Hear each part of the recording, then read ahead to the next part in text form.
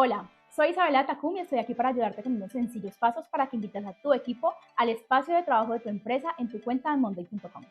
Lo primero que debes hacer para empezar a invitar a tu equipo es acceder a la opción de administración en tu cuenta en monday.com.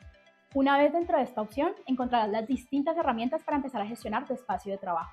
En este caso, vamos a dirigirnos al apartado de permisos de autorización en la gestión de usuarios. Allí encontrarás la lista de usuarios inscritos. Para añadir un nuevo integrante, simplemente haz clic en la opción Invitar. Recuerda que puedes invitar a miembros de tu empresa o a personas externas a ella. Al invitar a un miembro de tu equipo, puedes asignarle un rol de usuario y otorgarle los permisos necesarios para acceder y editar.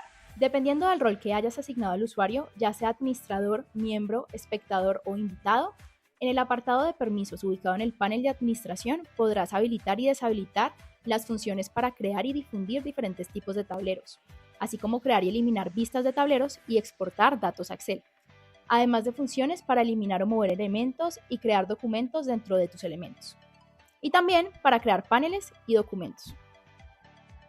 Y ahí lo tienes. Ahora cuentas con todos los pasos necesarios para invitar a tu equipo a tu espacio de trabajo de monday.com.